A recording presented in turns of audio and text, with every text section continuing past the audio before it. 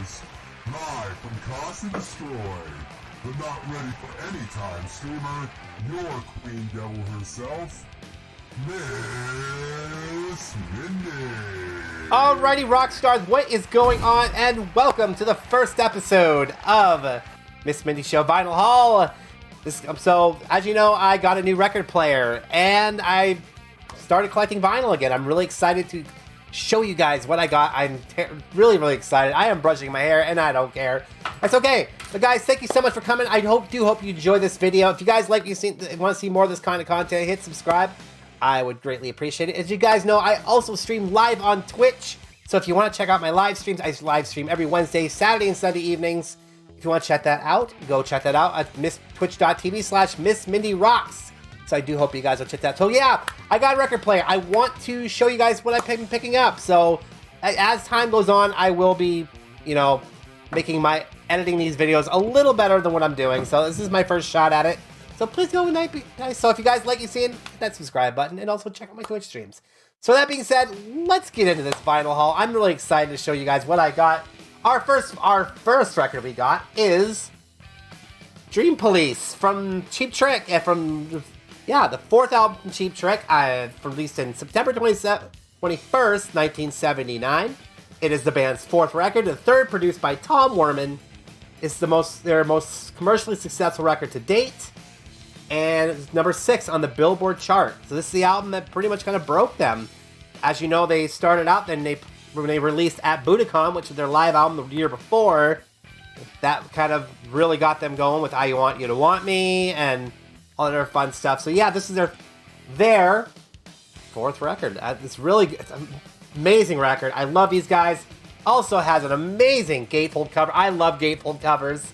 The gatefold cover of the band. And then here's the back cover. So yeah, this is a really awesome record. And the inner sleeve, we'll see what we got here. The inner sleeve has a photo of the band inside and lyric sheets.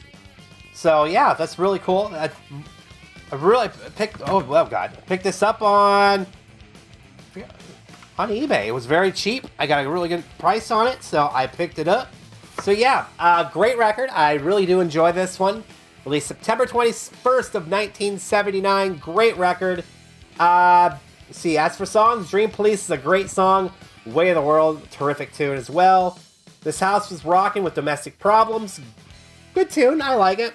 Go to Raise Hell, it's probably my least favorite song on the record.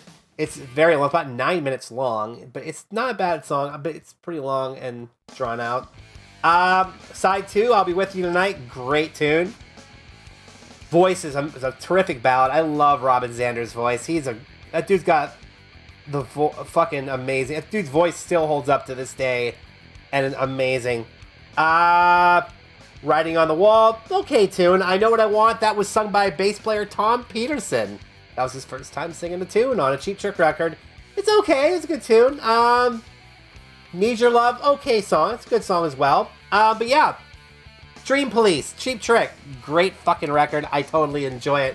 So yeah, on to our next slab of vinyl. We have for you guys, we have Music from the Elder from Kiss. I'm a huge Kiss fan. I've been looking for this record forever. I found this for $12. I'm so excited. It's a little bit beat up on the cover, as you can see the marks right here, but it's in decent, it's playable shape. It plays very well. So I really kicked myself in the ass for not getting the 2014 reissues on vinyl, which had all the original inserts. Now this record was released November 10th, 1981. It was the first album on Polygram Records. And as you know, Polygram Records absorbed their label Casablanca the year before in 1980. It is also the band's first record with Eric Carr on drums. As you know, Eric replaced Peter Criss, the original drummer, in 1980. And he would remain with the band until 1991, where he unfortunately passed away from complications of cancer. This would also be the last album with guitarist Ace Frehley, who was not happy with the direction of this album. He left about a year later in 1982. They brought back Bob Ezrin, who produced their album Destroyer back in 1976. He also produced The Wall from Pink Floyd in 1979, which at the time was Pink Floyd's the best-selling record of all time. The huge record. So, a little bit of story about this record. Originally, they were going to make a hard rock, heavy metal record, because, as you know, the last two albums before that, Dynasty and Unmasked. Unmasked was a very, very, very poppy album, and it wasn't very well received in the States. In fact, they didn't even tour in the States for Unmasked. They did one show in New York City to introduce Eric Carr on drums, and they also did a tour of Europe and Australia, where they were still extremely popular over there. So but in interviews during the Unmasked tour, they had Iron Maiden with them. They opened up for them.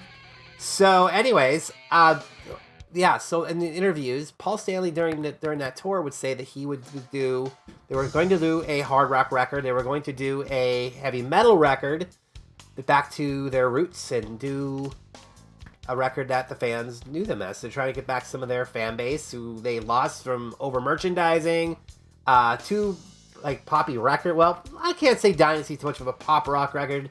I mean, you take away I Was Made for Loving You, and it was pretty much a rock record. There's some great rockin' tunes on it. But because I Was Made for Loving You was the single, and it was rooted in disco, and then Unmasked was like it's just a complete pop record, it kind of turned off their fan base because they all started pandering to little kids and, to a younger audience, and that turned off a lot of their hardcore fans. So they wanted to make a record to kind of get back that fan base. So they started writing songs. It wasn't working out. They started actually working at songs at Ace Frehley's studio, which is called Ace in the Hole Studios in Connecticut. And it really wasn't working out. They weren't coming up with really any good songs. So they decided to do a concept record and bring Bob Ezrin back. Now, Bob Ezrin at the time, according to some of the members of the band and people with the band at the time, that Bob Ezrin was dealing with a lot of problem with drugs and cocaine. So apparently when sessions started to do this, they decided to do a concept record. He was barely in the studio. He's essentially sending the band notes and telling them what he wanted to do. And they're working in two separate studios. Eric Carr actually apparently had a meeting with the band and management, expressing his discomfort over recording this. But of course, he was a hired gun. He wasn't a full-on member of the band. So they pretty much didn't dismiss what he had to say. Now, Ace hated the direction so bad that he didn't even join the band where they were at in Canada to do the record. He actually stayed home in his studio and had them send the tapes to his house to record his guitar stuff. So, anyway, the recording of this record was pretty shrouded in secrecy. They really didn't have a lot of... Nobody knew what direction this album was taking. Not even the record label knew what was going on. So, they finally got the record, had a record listing event for the record company for this album, and I guess they heard it. You heard crickets, because the record company were like, what the fuck are we hearing? This isn't a rock record. What the fuck are we listening to? And the band also changed their image. They streamlined their costumes. They got rid of the platform boots.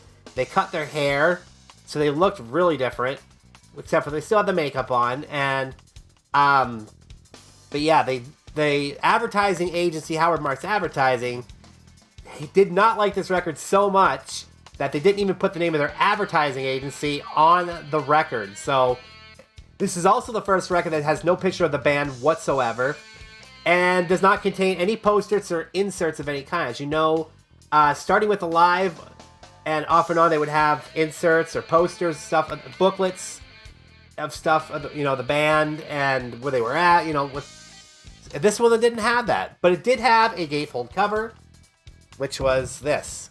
It basically kind of gives a little bit of a short story, a little bit of a summary or synopsis, if you want to call it that, of the story of the Elder and whatnot. So anyway, this album comes out in November of 1981. It's very poorly received. It only hit number 75 on the Billboard charts and only lasted on the charts until like January, I believe, and it was quickly off the charts. They were planning to do a tour for this. It did not happen, because obviously the album tanked. It wasn't good. Ace Frehley would eventually quit the band in middle of 1982. This would also be the last record that would, at Aucoin Management, Bill Aucoin, their original manager, would be involved with. They fired him in 1982 as well because of this record. And then, yeah, there was no tour. They were going to do a tour. It's because the album tanked so bad, it didn't really work out. Now, I'm not playing songs off this record or the records that I'm showing you, obviously, because I don't want YouTube to strike me and mute my video and stuff like that. So, unfortunately, I don't really want to try to play copyrighted music. So, anyways, what do I think of this record? It's not a bad record. I like it. It just wasn't the right record they should have been putting out at the time. If they would have put out a record like Creatures of the Night, that probably would have been a better move. But they wanted to make a record to appease the critics, and the people didn't like them. Now, the band writes this record off constantly. They don't care for this record. I know there's some fans that don't, but I like this record. I do. I just don't think it should have been released at the right, at this moment in time. And they needed a record that was going to win back the fan base. So, I do like it. It is a different record. I do totally enjoy it. As far as songs, now, in the back of this record, I don't know if you can see, this was the original track listing for the album. It was supposed to follow along the storyline. Now, the record company didn't want that because it opened up with a musical fanfare, which was an orchestral piece, and it started with Just a Boy, which is like a ballad, a Paul Stanley song, which was a ballad, and they didn't want that, so they totally rearranged the song titles, the song sequence. So it's, when you listen to the record, The Oath is the first song you hear, because they wanted something that resembled a rock song to open the album, so it gave fans something a little bit they were familiar with. Now, they didn't perform live. They barely made any appearances for this record. Now, they did go to Mexico City in September and did like a promotional tour in Mexico, but that was the first time they debuted the Elder costumes and the look. But they didn't do anything. They didn't play nothing off this record, or even talk about this record. They actually did lip sync two songs, which was Charisma and I Was Made for Loving You from Dynasty. So that was kind of weird. But that was in September, 2 months before this came out, and they probably didn't want to talk about this record right now. But when the record label heard this record, they were pretty much in silence because they were shocked at what they heard. And I completely understand. They're looking for a rock record. So anyway, as far they did perform on Solid Gold in 1981. It was a lip sync version of I. They did perform 3 songs live on this show called Fridays, which was on ABC, which was their answer to Saturday Night Live. It was pretty much the same setup, sketch comedy, and a live band. Well, Kiss played in January of 1982. They performed 3 songs, which was The Oath, A World Without Heroes, and I. And that would be the last time Ace Frehley would make an appearance with Kiss live until 1996, when they did the reunion tour, or if you want to count when he played with them on the Unplugged show in 1995. So that would be the last time Ace would be with the band, like in a live setting. So yeah, this wasn't a great. This record tanked. It was a complete flop. As far as songs go, Fanfare opens up the album. It's just kind of a musical orchestral piece. It's okay. Just a Boy, it's an okay song. It's a Paul Stanley ballad. Let's see. Odyssey is kind of like an operatic song. It's Paul Stanley singing an opera. Now, that'd probably be like a precursor to him eventually doing Phantom of the Opera in 99, where he did that. It's kind of like a love song, so I don't know how that would fit with the story of the Elder. I tell you what, though, Gene really came through with his songs. I mean, Only You, Under the Rose are great tunes. I like both those songs a lot.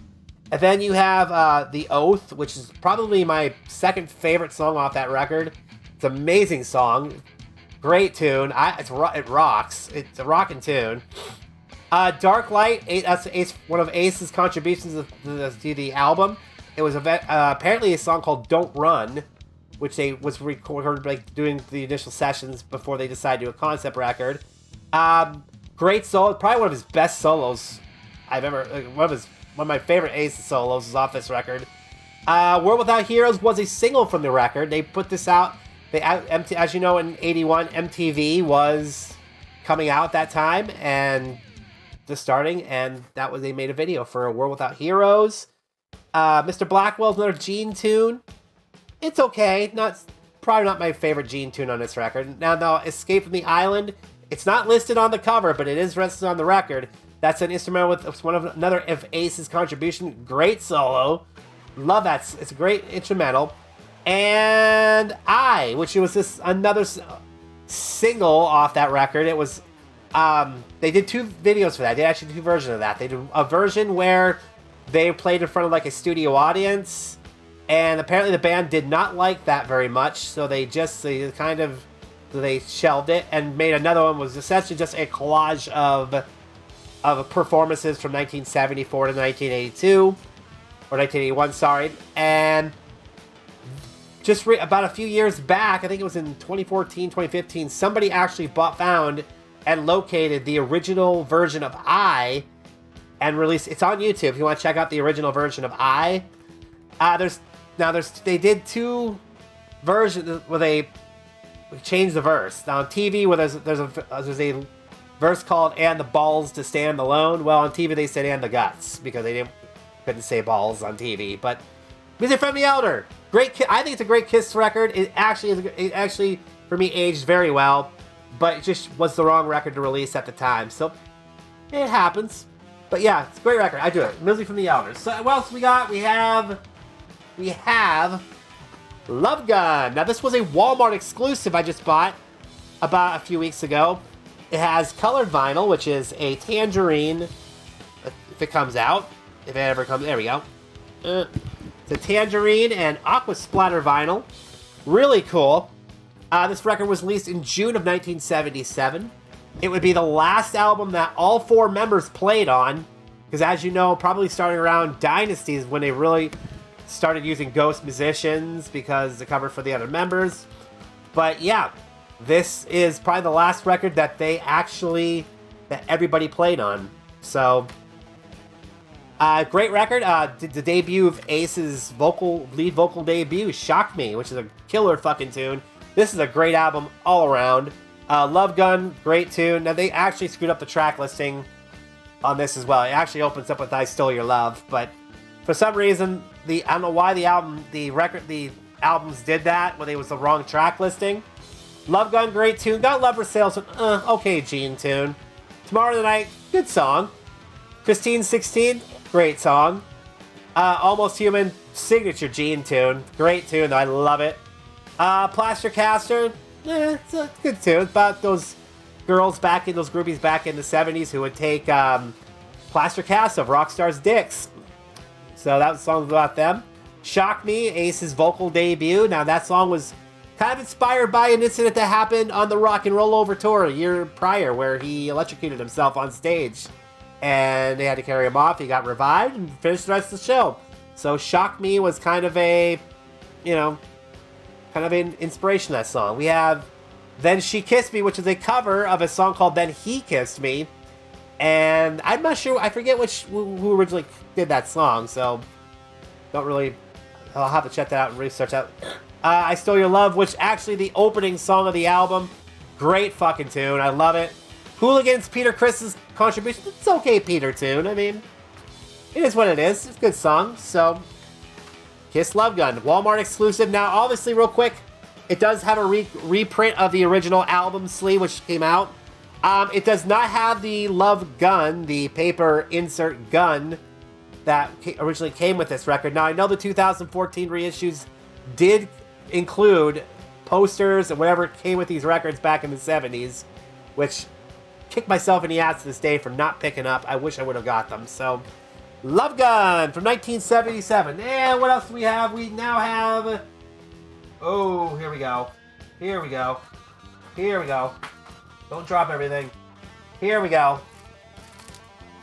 All Shook Up from Cheap Trick. This is Cheap Trick's 5th studio album. 6th if you want to count at Budokan, which was a live record.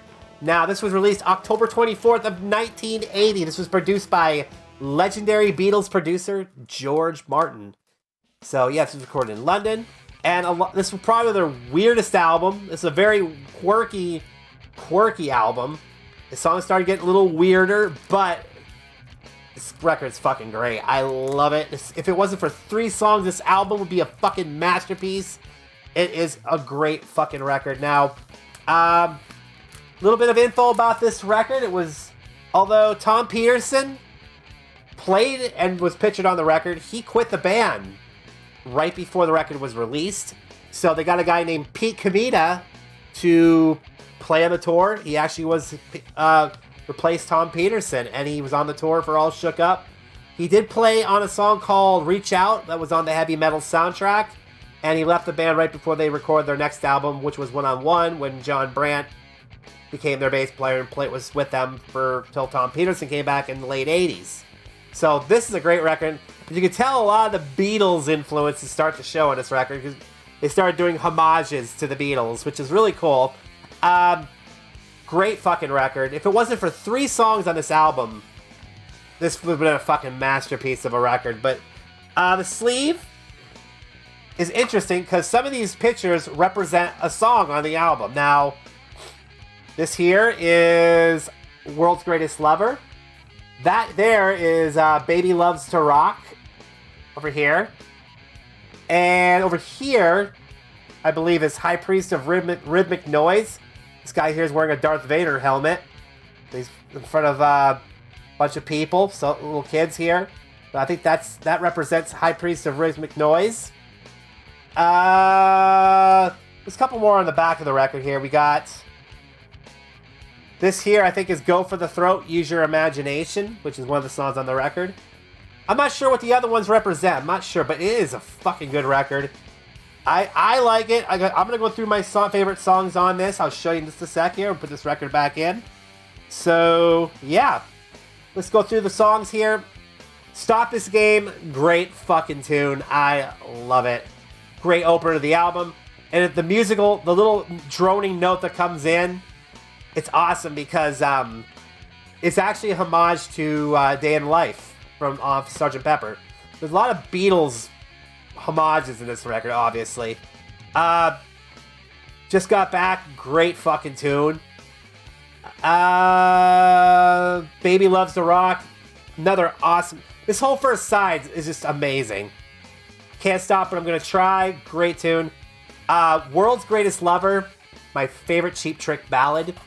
Amazing. I can tell George Martin really was with George Martin. They were very, bringing out them Beatles influence, and really showed because Robin Zander was really putting on his vocal performance was very Beatle-esque.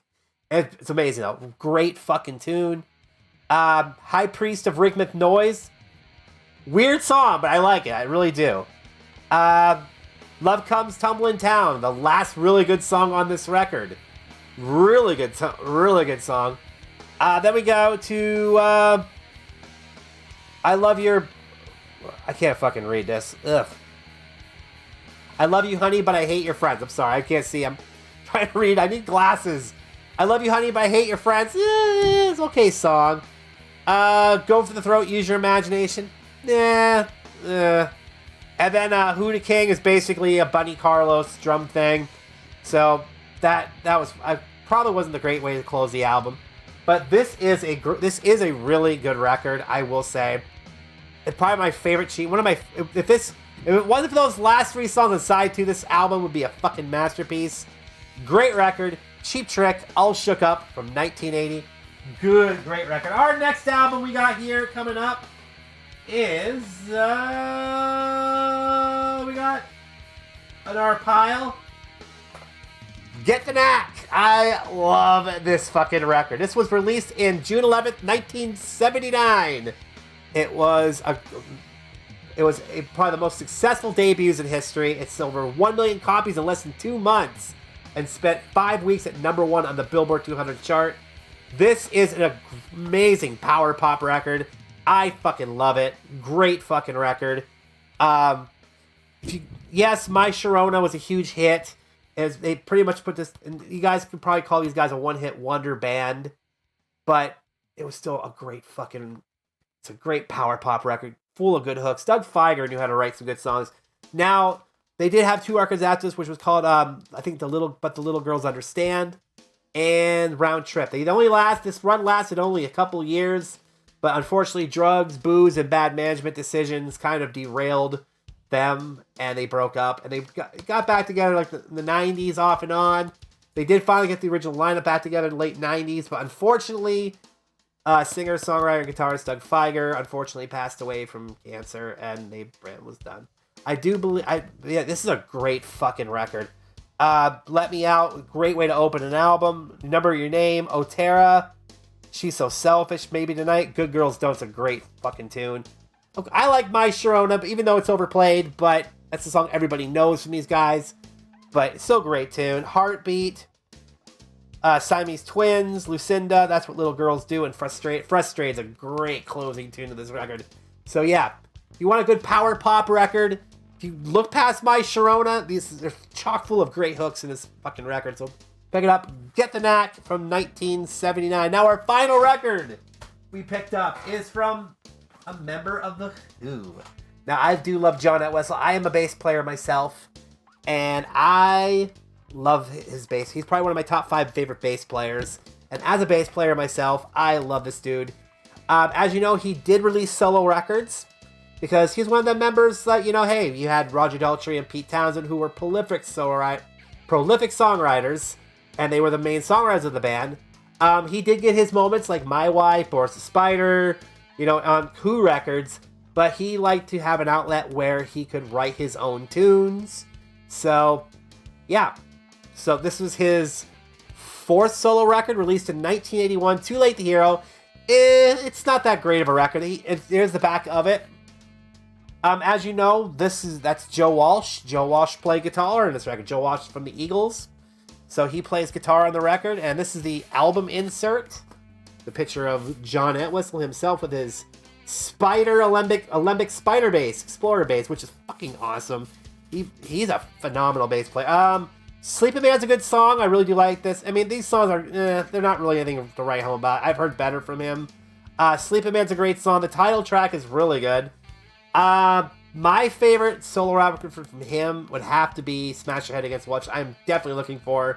But hopefully I find a copy of that. So, John Entwistle, Too Late to Hero from 1981. So yeah, that is my vinyl haul for now. I will be hoping to get more now. My quest is to get the rest of the Cheap Trick collection, which I'm really excited, which I call the Essential 6. So I have 4 more records to complete my Essential 6 collection of Cheap Trick, which would be first record, In Color, Heaven Tonight, and At Budokan. So hopefully we'll get more of them records. I'm hoping it's more vinyl. I'm definitely getting some more vinyl. So I want to share this stuff with you guys too. So great. So it's going to be awesome. Guys, thank you so much for watching this today. I do appreciate it. You guys are awesome. Thank you for hanging out and watching me share my vinyl with you, because I love records and I love to rock out. So guys, thank you so much. If you guys like to see more of this content, hit that subscribe button. And again, once again, I stream on Twitch Wednesdays, Saturdays, and Sunday evenings at Eastern Standard Time. So if you guys want to check my live streams out where I do some gaming and have some fun, go to twitch.tv/MissMindyRocks. So guys, thank you so much for coming by and watching my record review of Vinyl Haul Episode 1. So hopefully we'll do more. I appreciate your time. Thank you so much for watching. This is Miss Mindy, your hostess with the mostest, the not ready for any time streamer, your Queen Della herself, saying, see you next time. Thank you so much. Bye now.